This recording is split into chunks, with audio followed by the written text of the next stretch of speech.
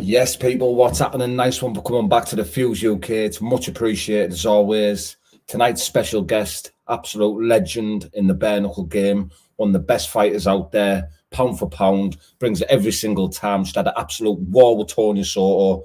Probably don't even have to tell you his name. You already know what it is. It's El Tornado, Tyler Goodjohn. What's happening, bro? Thank you very much for that introduction, Lou. I appreciate it, man. I'm good. How you feeling, bro? Yeah, I'm feeling really good. Yeah, my face has gone down. Obviously, I've got a few of the cuts and that, but yeah, my face has gone down, healing up well. So yeah, I'm good. I'm good. You've always been one to be like a fast healer, haven't you? You're like Wolverine, as people say. You know what? It's a good job, really. The way I cut and bruise, yeah, I do. I heal up very quickly, but like I say, it's a good job, really. I was wondering if we could take it back, mate, to before the Tony fight, like how the camp went. Did you feel like you were in a good place in that? Yeah, I had a great camp. Obviously, I was meant to be fighting on the Del Rey card, um, which was about 6, 7 weeks before the fight with Tony Soto. So I'd pretty much put a camp in, and then the fight didn't come about. So yeah, I've been training well. I was in a good place mentally. So yeah, it was good, man. I enjoyed it. I actually enjoyed it. Um, Enjoyed my training for once, which is nice. Yeah, not everyone can say they enjoyed their camp, but I definitely did. I got to spend a lot of time with my new coach in the gym and everything else. Got some good sparring. Yeah, man, it was good. And are you still comfortable at the weight and that? You made the weight pretty easy. I make 155. I mean, I'm not going to say easy, but like I have to obviously watch all my food. Train really hard and do all the discipline that to make the weight. But yeah, I feel good at 155, and then by the time I weigh in and rehydrate, I'm a big guy at 155. Do you know what I mean? I'm a big guy. I feel strong. Um, so yeah, I feel like I've cracked it at the weight. I mean, when I was a professional boxer, I actually used to fight at 140 pounds. So, I feel like I've found my weight now at 155. Yeah, definitely. And how did you feel on the fight night? Full of confidence as always, just ready to get in there and have a proper tear up.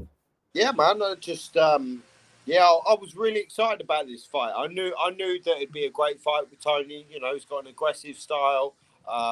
So I was very much looking forward to this fight. And then obviously he pushed me at the weigh-in, so I was even more excited to get in there.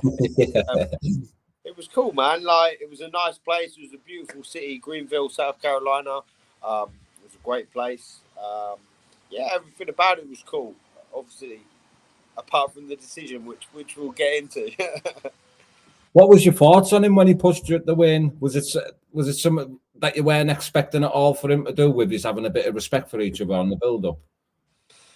um, I mean, it was a weird build up, really, because me and Tony had always got on. We'd sort of seen each other at previous shows, and it was just weird how we sort of come about, started making memes of me and things like that, and then I sort of felt like he thought it was just a bit of a joke and stuff like that, and that I would take it in good faith. And I just messaged him and said, look, public humiliation, I don't take very nicely. I don't take it, kindly to it. Do you know what I mean? So, and he was DMing me and all this kind of stuff, and then and then slagging me off on Facebook and Instagram and all this. And I was just thinking, hold on, you're DMing me, like being my friend, and then you're going online and slagging me off. That's not cool, man. Like if you're gonna do either of them, stick to it. Stick to your guns. Be consistent.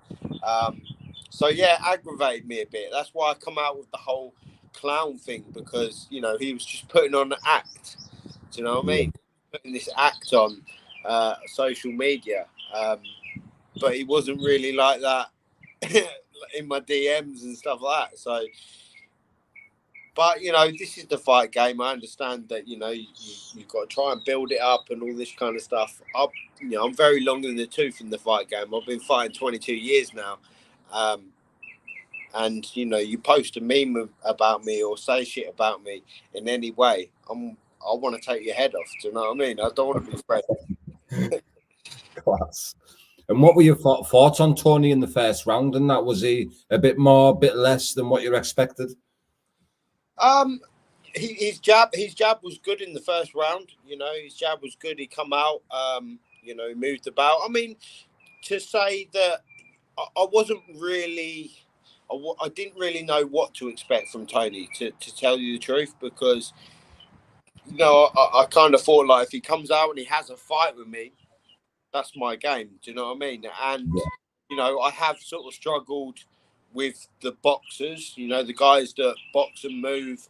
Obviously, the scar tissue on my face, so I've kind of thought like he might come out and do what he done. And he had early success. I sort of say early success. He cut me, but really and truly, it doesn't take a lot to cut me. A sharp gust of air could cut this face. So, yeah, it was disappointing for me to get cut so early, but it happens every fight. So there's not a lot I can do about it, really. It's because when I looked at the end of the fight and looked at your face, it looked like it was just that your old scars were opening up, isn't it? Yeah. It's hard. It's like, obviously I've been in so many wars now, and not only that, I had an extensive boxing career before the bare knuckle stuff. So I was in like 10 round title fights as a boxer. I've been about, and I've been punched a lot. And my skin, to be fair, has never been too great at taking punches. Um, but it definitely makes it harder for me, especially in the first round when you're having to fight, blood in your eyes, and just being able to see. And obviously, Tony was full of beans at that point, so he was trying to bomb me out. I'm trying to get the blood out of my eyes so I can see. So it makes for a tough first round. And I think the referees are sort of a bit lenient and looking. It's good that they know about the scar tissue and that, because, like Danny Christie's fight as well, he's got bad scar tissues. He just opens up straight away. So, with any other fighters having that much cuts on him, would probably get stopped, wouldn't they? Yeah, I think like I say, I've been in a lot of wars now, and however, to be fair, I actually have a really good laugh with the doctors. I'm really good friends with the doctors because obviously I'm always in there. So, uh, I have a good relationship with the doctors, and when they called me over to go see him, I just went like, Don Moosey, who's the doctor there. I got really well with Don, and I just turned around to Don and went, "Look, mate, I've had a lot worse than this," and was laughing. We were having a bit of a joke about it. Obviously, they're there to do their job and protect me, and I'm never going to quit whatever. And I'm going to probably lie to you and everything else. But generally, when they called me both times, I was fine. They were just, like you say, old cuts that had opened up. The only thing that was bothering me was obviously the blood in my eyes. But, it was all right. It's sort of, because they're old cuts as well, it's weird to say that it doesn't even hurt, man. It doesn't hurt. I mean, the nerves, they just must be dead nerves in my face now. So when it does open up, it doesn't even hurt. It doesn't, that sort of burning sensation that I got before when I got cut. I don't get any of that now. So it is literally just the blood that, bothers me, really. Yeah, because all your fights in the BKFC and that, you've never really been hurt, have you? Nah, I haven't. I haven't, to be honest, and again, like, I'm not going to take anything away from Tony, but I was never rocked or anything. It was just the cuts that that made the difference, really. But yeah, no, I've never been down. I've never been rocked. I've got a great chin. I've got an incredible chin. I'm very fit as well. So I can take these shots, and people say, oh well, it's not good to take too many shots. Well, it's pretty inevitable that you're going to get hit with a big shot at some point. So, I mean, it's good to know that you've got it in the locker to be able to take it. Yeah, definitely. But the bit, like I say, going back to it, the big problem for me is the scar tissue because, let's face it, every fight I have now, it's going to open up. So, yeah, it's going to be difficult, but I don't care. I'll crack on with it. And you started to get more in and finding your rhythm the further the fight went on, like just after the second going into the third. Because I thought the third, the fourth, and fifth were all rounds Yeah. in the fight when I was watching it. I watched it twice over as well. Not saying that it was massively clearly, do you know what I mean? But I did have you down as winning the fight. But could you feel yourself in the fight, like getting better and better as the rounds went on? Yeah, I was really growing into the fight. Like I say, obviously with the first round, he was very sharp coming out first round. I had blood all over my face. I mean, I've watched it back a couple of times myself, and even though you've got to give him the first round for obviously the damage, it wasn't that clear a round. And actually, at the end of the first, I really rocked him with a right hand. Really rocked him. So I mean, it's one of them, like I say, where it is literally the blood that made the difference, and I think swayed the judges and what they were seeing. But then going into the second, he was throwing his jab, and it was becoming more and more easy to slip it. I was just slipping it, and at that point, I'd taken his jab away from him pretty much. I could feel that he was getting tired with the pace that I was putting on him, and I was able to just slip his jab very easy. Um, and then I was just, that's when I started really working the body. And then, fair play to him. The fifth round, though, he come out and he really, bit down on his gum shield and he fought the fifth round because, I had Palomino in that in my corner. Like he's spent, he's done, he's literally leading. Yeah, even the third round, the end of the third round, was it the third round you caught with that body shot as well? Yeah. I And like mean, hung over the ropes and he was knackered, man. He done class to stay in it, like. yeah, there's a few times that I really rocked him, and he grabbed on for dear life, and the body shots and all this. So yeah, looking back on it, that could I have stepped it on a little bit more and got him out of there? I probably could have, but I felt like I was winning the fight, and I was just growing more and more into the fight. He sort of come out, like I say, in the fifth round and really give it a good go and bit down on his gum shield, but he still didn't really land anything significant like I was. Yeah, it is what it is. So at the end of the fifth round, were you fully confident that you had it wrapped up in the bag? 100%, yeah, 100%. Like I say, the first and the second perhaps, but I still think I got the second. But yeah, I just grew more into the fight really, and then by the fifth, I was, the bell had gone, and I felt good, man. I felt good. I could have gone on longer, but it's just one of them things, man. I knew I was up against it, going to his hometown. Obviously I'm over here in America anyway, but going to his hometown, he's the unbeaten fighter.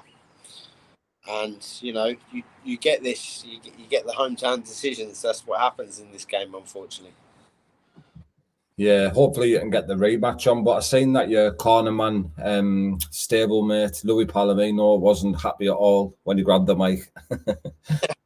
No, it was look, he's seen all work that I put in the last few months, and at the end of the day, it's I've took it very well, but it's still my career at the end of the day, and all I ask for is that the judges be fair, and it was just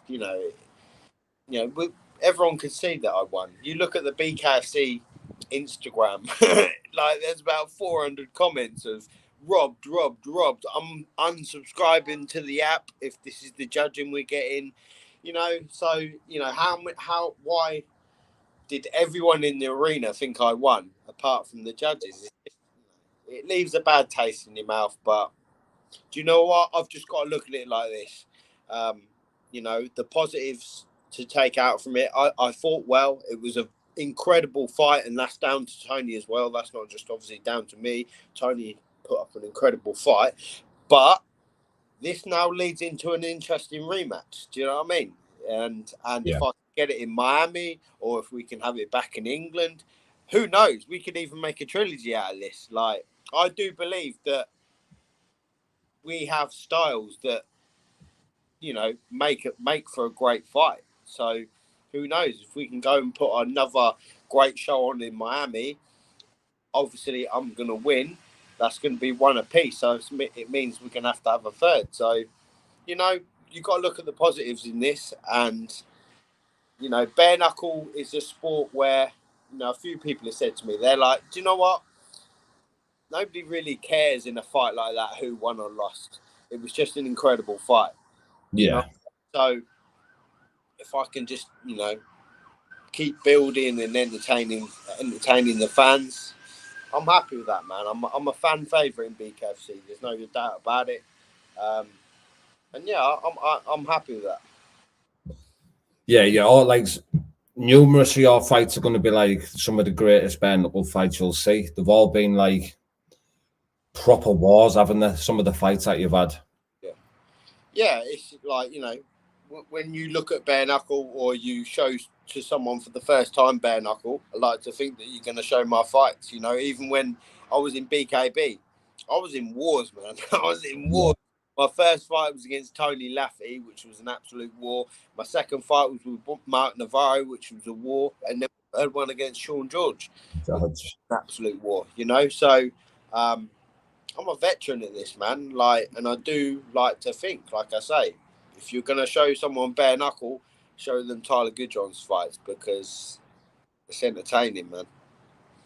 Do you think this rematch will happen then? Is it going to be like an immediate rematch or something for the future? Because it'd be good to get it on while it's still fresh, wouldn't it? Yeah, 1,000,000%. I feel great. You know, obviously I've got the cuts on my face and stuff like that, and I've banged up my right hand a little bit, but I actually got it checked out. I've got no fractures, so it's just swelling. Um, I've already spoke to Palomino. I've spoke to my coach. I spoke to BKFC. We want the immediate rematch, and I feel like that's the very least I deserve after, you know, a fight like that. And with so much controversy in the decision, we got to run that back immediately. I want it August, September. Um, you know, and Tony said that he'd run the rematch back. I kind of feel like, and you know, it's just, I know you're interviewing Tony a bit later, so you could ask him yourself. But I feel like in the rematch, you know, after that last fight, and now watching it back and seeing how dead he was in the corner and how close he was to quitting, I'm just going to increase the intensity and I'm going to get him out there. I can go to war like that every day of the fucking week. I'm not sure Tony can. I feel like that's a career best performance that he pulled out. He went to war and, you know, full props to him. He come and had war with me, but I do not think he'll be able to do it again. I think I'm just going to be able to increase it more. Like I say, he didn't hurt me with anything. So I don't believe he can hurt me with anything. So I'm just going to go in there and I'm going to wipe him out this time. Yeah, you're probably the most type of style fighter that intimidates other fighters because 99% you're not getting knocked out and you're going to be in the fucking face all night and you're never quitting. No, I come to Miami all on my own and fought Luis Palomino. And to be fair to Palomino, he caught me with some good shots, but he never rocked me with anything, man. I've got I don't know how or why, but I've got an incredible chin, man. It's yeah, and an incredible will to win as well. You know, I just it's just a shame that it's not 6 or 7 rounds like it was back in BKB. Yeah, definitely. I love the way you champion, man. If it's 6 or 7 rounds, I'll be world champion because there ain't nobody fucking stopping me. Someone actually said this to me after the Lilly fight. They said, "You don't lose, you just run out of time," and it's true. it's a good quote, that. It's your head movement and the way you roll and that. Like, Yeah. sometimes it's hard to pin you down, innit, for the fighters. Yeah. It's like, do you know what as well, which works a little bit against me? Obviously, like I said earlier, you know, I had like 10 round title fights as a professional boxer. I'm a little bit of a slow starter, but once I find my timing, it's game over. Do you know what I mean? Like I say, once I start slipping your jab and stuff like that, you can't hit me with that jab. You know, once I found my timing, and that happened right through to the boxing, right through to the bare knuckle. And I think, you know, I've like my IG has just blown up in the last week. I've got like another 8,000 followers, and because I have brought this, I brought, you know, boxing to bare knuckle. Do you know what I mean? Yeah. The way boxing, the slipping, no one else is slipping and doing what I'm doing. They just don't. You know, it looks like you should have gloves on the way that I'm slipping shots and that. Yeah. Because you mainly, when half the time you've got your hands down by your side, haven't you? You haven't got your guard up and that, and you're just slipping the shots. Like when you fought Navarro, Yeah. you were like that from the start Yeah. to the end. Where in some of the fights you get carried away and want to be in a war. Where if you kept like that, you'd be a fucking very, very, very hard man to beat.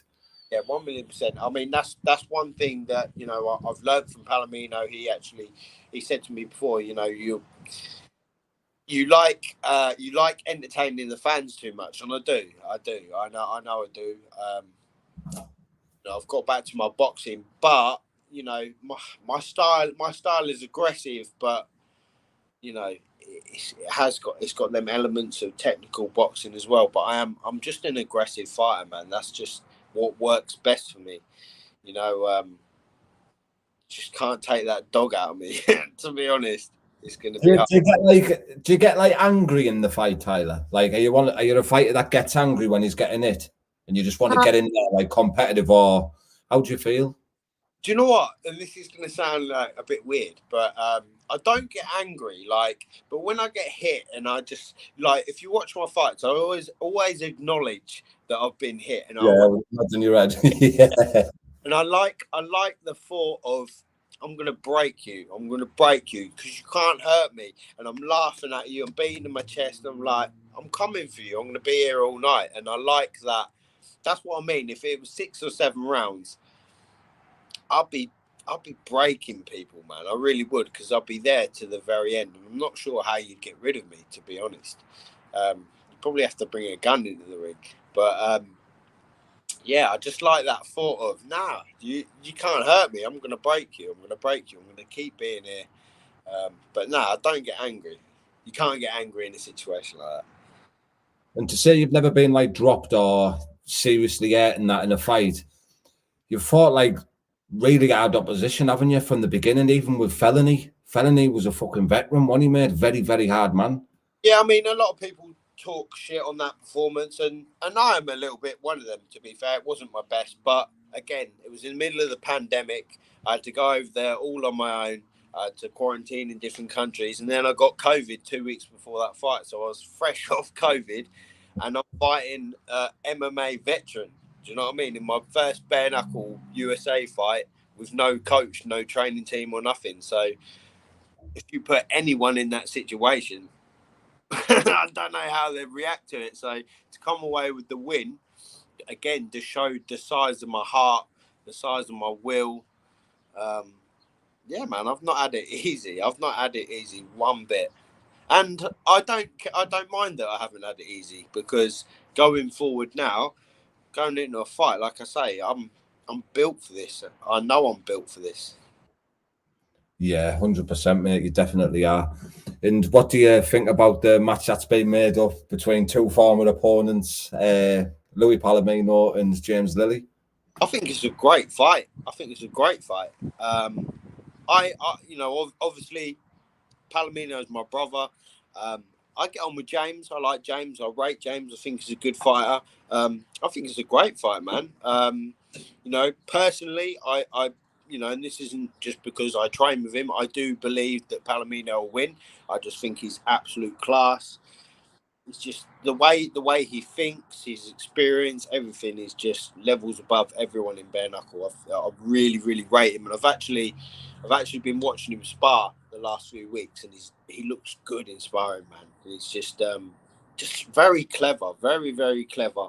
Um, but it's going to be a super technical fight. Obviously, James has got great footwork as well.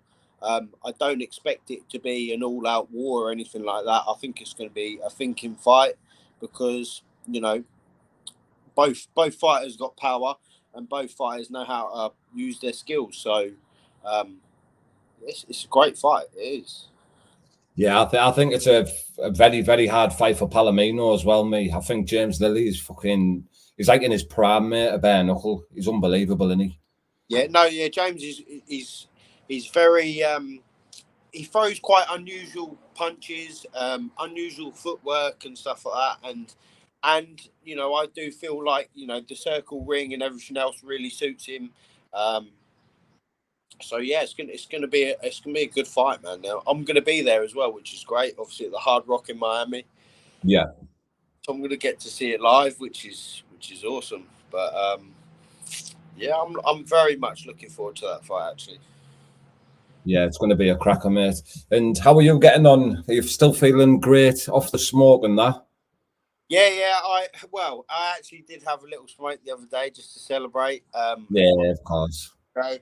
But do you know what? I don't crave it. I don't miss it. Like, I don't want to smoke now. Like I said, I had a little smoke the other day, and I did enjoy it. I ate so much, it was ridiculous. And I did enjoy it, but I don't crave it. Not like I used to. You know, Yeah. like I used to be like, right, okay, I need to smoke. I have to smoke. But now I'm like, nah, do you know what? I don't even really fancy it. And the same with the drink. Actually, I went down South Beach yesterday. Had a pint of Guinness and a pint of Stella, and I went home at fucking 7 o'clock. I don't know what's happened to me. I've just been like, do you know what? I don't fancy it. I'm actually really looking forward to getting back in the gym on Monday and just living a clean life. You know, living that good life, man. I feel so much better for it.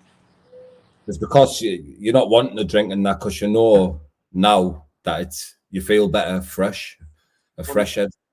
yeah, it's yeah.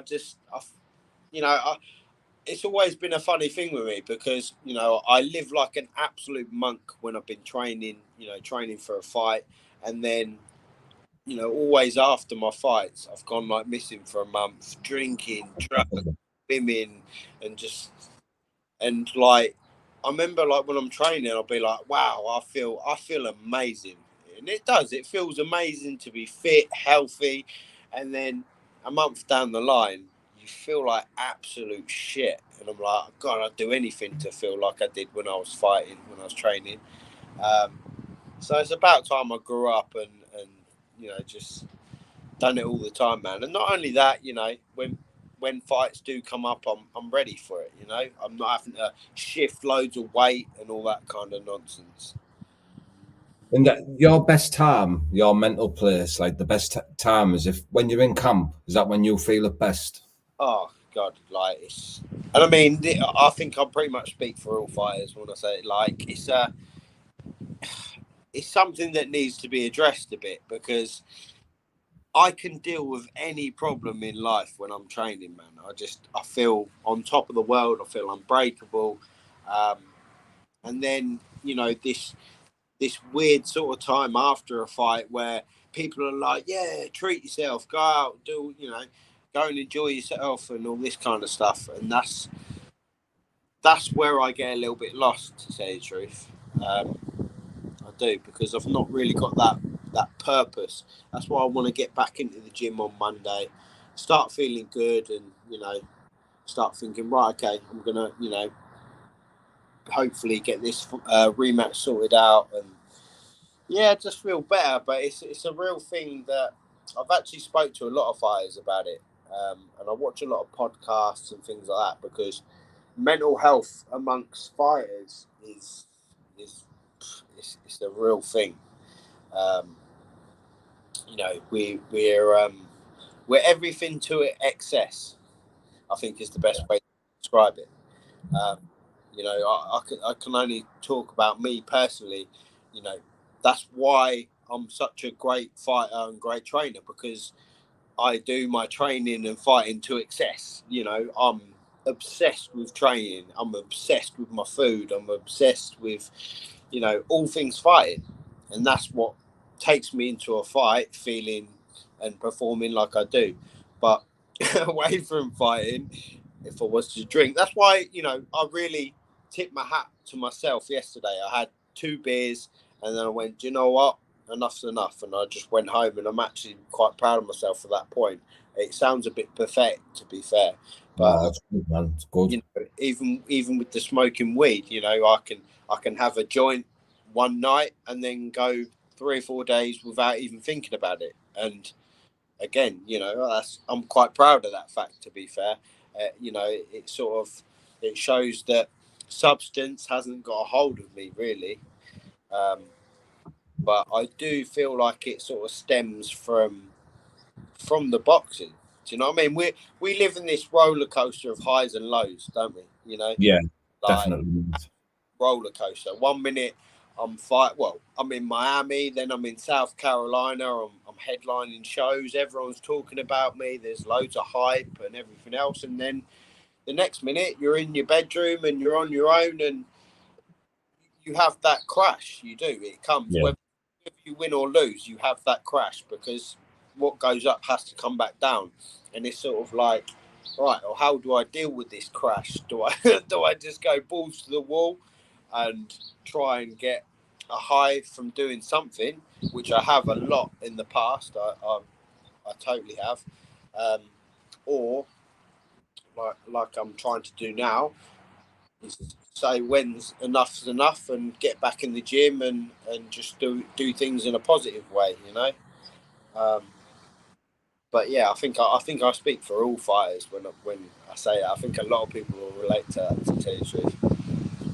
What is it that keeps you focused and keeps you in that good place in camp? And that is it knowing that you've got a hard opponent in front of you that you have to fight, or is it the routine of training every day, getting up early? I think, do you know what I've always said? It's just the main thing for me personally is I just want to do myself proud. Do you know what I mean? And I want to leave a legacy behind. Um, and I think a lot of that comes from fighting all these really good people, because at the end of the day, I could have a super pretty record. You know, when people talk shit to me, he's lost his last fights, and I go, yeah, right, go and watch them last 3 fights. Yeah. Tell me how great they are and how great I fought and how great the people I fought are. You know what I mean? I could have a super pretty record of 5, 6-0. I mean, when I fought Palomino, I was 4-0 or 5-0.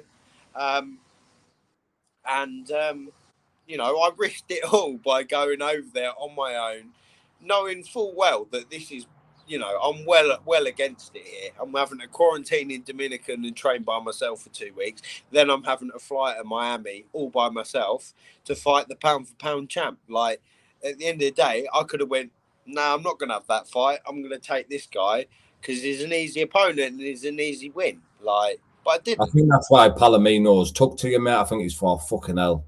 Yeah, This kid like, fucking got the you heart of a lion. I respect all the fighters out there. You know, even in the boxing world, you know, you look at people's records and like, whoa, the casual fan will be like, wow, he's 20-0, and then you go on, Yeah. BoxRec, and the guy's fought like one guy with a winning record. Do you know what I mean? It's terrible, mate. Some boxers these days don't even have a proper test until they're in the double digits, 20s or something like that. Bullshit. It's absolute bullshit. I mean, I unfortunately, the way the game has gone, I see why they do that, because promoters put such emphasis on that nice shiny O. Do you know what I mean? Yeah. They do. They put so much emphasis on it, so it makes fighters scared to take real fights. They just rather fight walking punch bag journeymen, because they know they're guaranteed to win. And like, it's not until the real fighters, you know, see what's going on and they're like, this is bullshit, man. This is bullshit. And you know, going back to what gets me motivated, I can't. I've been fighting 22 years. I can't get motivated fighting a guy that I know I'm going to get in there, and if I don't train, you know, if I only train 60%, I'm still going to beat this guy. I can't get up for that. I just can't get up for it, and I don't want to get up for it. Yeah, I bet in a way, are you sort of glad you never got your boxing license back with the way that your bare knuckle career's gone? Because everybody knows you've already, no matter what happens from now, even if you won another 10 on the bounce or lost another 10 on the bounce, you've set your name in stone in the bare knuckle game for definite. Yeah, Yeah, no, 1,000,000%, Lou. Like, it's funny because it's like when people go say everything happens for a reason. Well, look at that. Do you know what I mean? I never would have got into bare knuckle had my license not been taken away from me, because Yeah. that's my job for 7 years. That's how I earned a living, and then all of a sudden I don't have a job anymore. You've took my license from me, so I was thinking to myself, well, how can I fill this void? What am I going to do now? And I'll be honest, not one person agreed with me doing bare knuckle. Like, obviously, because they just, they're worried about my health and everything else, but not one person wanted me to do it. And I went against all the good that everyone said and done it anyway. And look where I am, man. Like, everything really does happen for a reason. It's a bit mad, really. That's what I mean. You'd never know what could have happened with the boxing, but you probably would have never been living out where you're living now in America and getting the opportunities that you're getting without bare knuckle, would you? Nah, like boxing, I was in boxing long enough to know how much of a shit game it is. I was in it 7 years. I was around Eddie Hearn, all them top people. Like, Eddie Hearn was in our gym every day. I was training with Anthony Joshua, Kevin Mitchell, Ricky Burns, John Ryder, Martin Ward, Darren Barker. I was around world champions. I was in a very, very good gym. And like I say, I was around Eddie Hearn, and I mean, I've got some stuff that will come out. I'm going to write a book one day, and I've got some stuff that I will forever remember. It's up here, and like how much of a fucking joke and a farce that boxing is. Like, I remember Eddie Hearn used to be joking about fighters and about matching fighters. That fighters they're so bad that they actually can't find anyone else in the country that they will beat. They're that bad, and we'd be laughing about it in the gym, and you're like, this is a farce, mate. It's a Yeah. farce.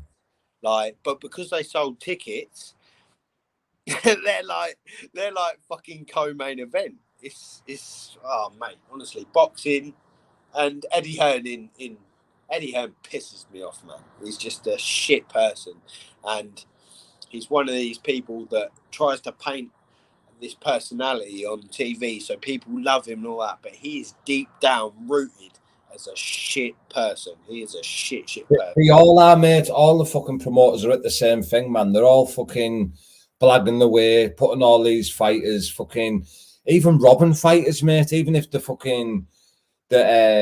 person who's not supposed to win wins, the fucking kids are getting their dreams. Look at Jack Catterall, absolutely shattered. Yeah, 1,000,000%. It's yeah. I mean, what was it? Someone said that boxing boxing is a business disguised as a sport. Boxing is a business disguised as a sport, and that's Yeah, what I mean. It's shit, man. I don't watch boxing anymore, to tell you the truth. Like, even tonight, the Haney Lomachenko fight, the Tank Davis Garcia fight, I didn't watch that. I'm just not interested in it anymore. It's bullshit, man. yeah, it's bullshit, mate. Like I was a massive boxing fan, mate, for years. Even back in the day, watching you and I, fell in that. You know what I mean? Like years ago, mate. Even from watching all the amateurs and that. Yeah. But since bare knuckle, it's just like you see that fight the other day where they got millions and millions of pounds, Tank Davis and Ryan Garcia, and it goes down like that. Fair enough, the kid might have been there or whatever, but watch any fucking prelims on a BKFC card. You know what I mean? Different gravy, man. That's why bare knuckles give it 5 years, it will be the biggest sport in the world, because it gives the casual fan exactly what they want to see at the end of There's the day. no hiding in it, is there? It's and these hype job people, they may be able to sell tickets, but put them in against someone who's can fight in bare knuckle, and you're gonna get found out. Like, you really are. Like I said earlier, it's inevitable that you're gonna get hit with something, and getting hit with a bare knuckle is different from getting hit with a glove. Yeah. Some of these kids who've come on the BKFC through the tryouts and that have wiped out top level athletes, haven't they? Yeah, I mean, you look at the guy that fought Mike Alvarado on the Colorado card, BKFC. Yeah. And Mike Alvarado, like, I grew up watching that guy. I remember his trilogy with Brandon Rios. Like, they were incredible fights. Do you know what I mean? And Yeah. I Colorado card probably for mostly for Mike Alvarado, because I was like, do you know what? He's my weight. You know, like maybe me and him could have a war one day. Like that'd be sick in bare knuckle. And he got demolished, mate. He got fucked up. Like, and the guy that he fought wasn't, a big name coming from anything. I think he had one bare knuckle fight, but he had a style that suited bare knuckle, and he fucked Mike Alvarado up big time. Yeah, it's because some of these fighters, like, they have unique styles, don't they? Like, how do you train for, like, for example, Elvin Brito? How do you train for someone like Elvin Brito? Has such a unique style and comes from angles that your sparring partner won't do. Do you know what I mean? Yeah, I mean, I like a good thing at my gym, like, because it's it's a professional boxing gym, kickboxing gym, MMA gym, Muay Thai. It's got everything. So I'm sparring a lot of, kickboxers, MMA fighters, Muay Thai fighters, and stuff like that. And they have such an unusual, way that they strike, compared to like just your traditional boxer. Like it's almost like I can read traditional boxers, but like when you come up against these MMA fighters when they're switching constantly, that's why like with Fenley, he was awkward. He was awkward because constantly he was switching, like all And the this. feint with the legs and everything, don't they? Yeah, so it's for a traditional boxer like me, it throws you off a little bit. So that's one thing that I've quite got used to now by sparring a lot of MMA fighters, because the way they throw punches is very different. So when are you going to get back to it? Is that the plan now, just to chase this rematch down, or are you happy to take any names that are in the top 5? Yeah, I mean, I just feel like this rematch has to happen, and like you said earlier, it has to happen. Strike while the iron's hot. Yes. Yeah, Everyone definitely. this rematch, no, like it was super, super controversial. I mean, for me, if I was Tony and I read the BKFC Instagram and just see that every comment was like Rob, Rob, Rob, Rob, I would want to write that. Sorry, I'd want to go. I'd want to, even though he's got the decision, it can't really feel like he's truly got the decision, if that makes sense. Yeah. So for him, I think he's got a lot to prove as well. I think more than anything, I've probably come out the winner in this fight in terms of my stock's just gone up and up and up. Really, it was an incredible fight, and like I say, it takes two to tango. But apart from the very odd, stupid person online, I've had nothing but love, man. Like people are just like, you're a badass. Do you know what I mean? You won the fight, and you're just a badass. You just come to fight. You're entertaining as fuck.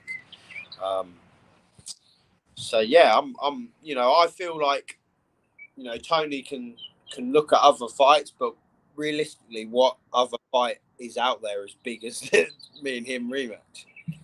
Yeah, like, obviously he's not going to get a shot at the title because that fight's already wrapped up. Yeah. And he need, like, with it being a controversial fight, I'm sure in his mind he's wanting the rematch to put everything to bed in his head as well. He's Do you know got what I to, mean? like, watching that fight back, like, and seeing how he was in the corner, round like 3 and 4. He can't be happy with that, because to be like, if he was to now go fight Palomino, like that doesn't look great. Do you know what I mean? Because like I say, now I'm going into the rematch.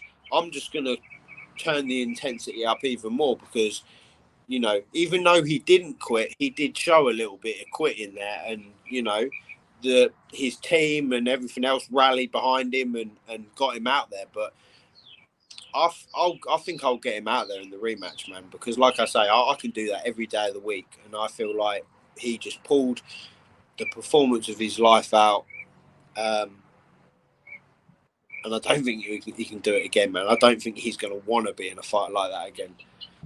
It'd be good to get that in the UK, I reckon. Well, that's what I mean. Like, we could have have it in Miami, and then have the third back in England. If you know, I think we could be very lucky. You know, they say you're lucky to have a dance partner in boxing. Do you know what I mean? When I was a professional boxer, I got to fight a guy 3 times, Danny Connor, and it was an incredible story. Now me and him are really good friends, and we got wicked stories to tell because we had a trilogy. Not many people get to have a trilogy in their career, and if we could do it in Bareknuckle, you know, he's going to be remembered for it. I'm going to be remembered for it. Yeah, so I think, you know, we're in a pretty fortunate position with that fight, really. Yeah, definitely, mate. I think it'll happen as well. I think that fight will definitely happen. But is there anything else you want to share with us, mate? Any sponsors are out before we wrap it up? Yeah, just, you know, my loyal sponsors, man. Florida Yachts International, who've obviously brought me out here on a work visa. You know, just give me my dream come true.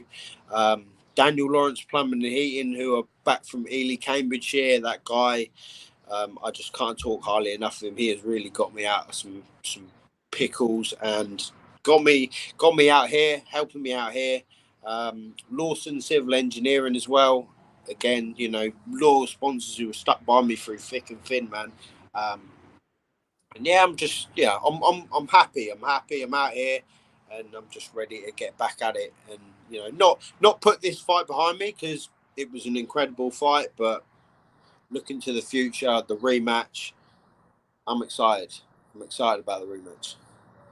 Good stuff, mate. It's good to see you and seeing yourself as well. You're in a happy place, and it's good to see, man. And I really appreciate you coming on again, Tyler. No problems at all, my bro. But we'll stay in touch like we do, mate, and we'll jump on again sometime soon. Yeah, 100%, mate. Yeah. Spot on, mate. Thank you very much, pal. Take care, bro. See you later, mate. Bye. Yes, people. El Tornado, absolute legend in the bare knuckle game. Brings it every fucking time. You know you've got your hands full when you're in a fight with Tyler. It's like if you're wanting to win the £155 strap, if you don't get through Tyler, you've got no chance. He's the go-to with the title type of thing. But appreciate everyone jumping in on the comments there. It's been much appreciated. I've got another podcast to wrap up, so I better get going. But stay tuned, people. Nice one, Dangerous Darren. Ross in the Red Corner podcast. Get up, boys.